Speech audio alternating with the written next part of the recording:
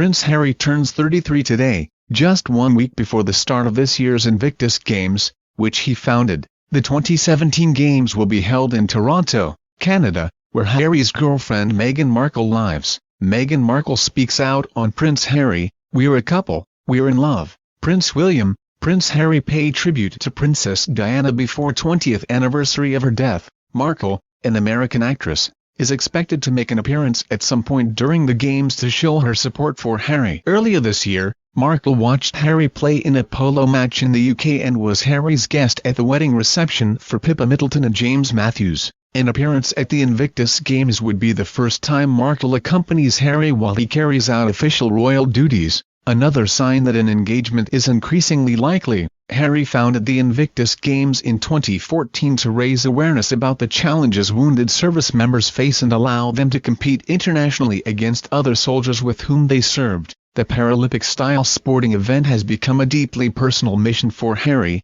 who is known as Capt. Wales during his 10 years in the British Army. He has hosted the Games in London and Orlando and will lead the opening ceremony for the 2017 Games in Toronto next week. Toronto has been home to Markle, a California native, for the past several years during her starring run on the television show Suits. Kensington Palace recently released details of Harry's itinerary during the Invictus Games but did not confirm Markle's attendance, or which event she would be likely to attend. Markle is believed to be in production shooting Suits in Toronto when the Invictus Games start. Harry and Markle began dating last summer, just before Harry turned 32. The two traveled to Africa together in August to celebrate Markle's 36th birthday. Speculation swirled that Harry was likely to pop the question in Africa, a continent that he has described as a second home. While no engagement has been announced, Markle recently opened up about her relationship with Harry, calling it a great love story.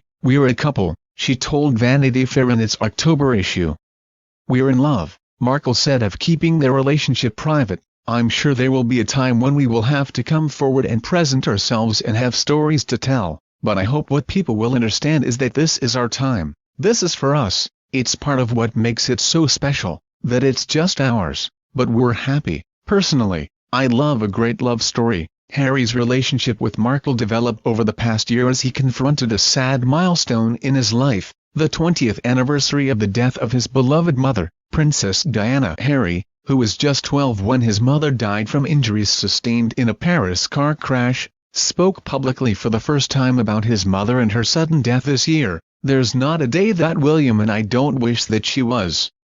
We don't wish that she was still around," Harry said, referring to his older brother, Prince William, in a documentary that aired in July.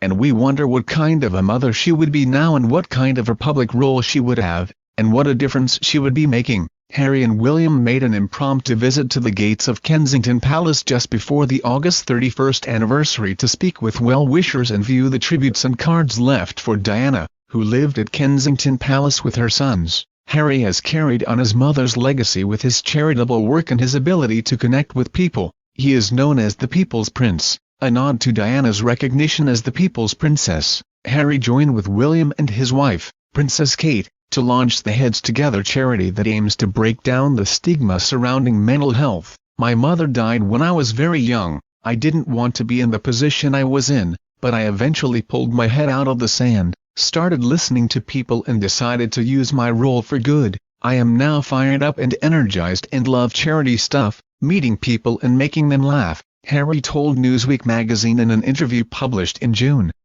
"I sometimes still feel I am living in a goldfish bowl, but I now manage it better." In April, Harry paid tribute to his late mother in an emotional speech urging people to carry on Diana's fight against landmines. In a touching moment, he met two men who were photographed with Diana 20 years ago. Harry most recently traveled to Northern Ireland for the first time, where he showed his playful side during an encounter with schoolchildren. Harry also spoke candidly about the future of the royal monarchy, noting he does not believe anyone wants to be king or queen. "We are involved in modernizing the British monarchy. We are not doing this for ourselves, but for the greater good of the people," Harry told Newsweek magazine. "Is there anyone of the royal family who wants to be king or queen? I don't think so, but we will carry out our duties at the right time." Speaking of his grandmother, 91-year-old Queen Elizabeth II, he said, We want to carry on the positive atmosphere that the Queen has achieved for over 60 years, but we won't be trying to fill her boots.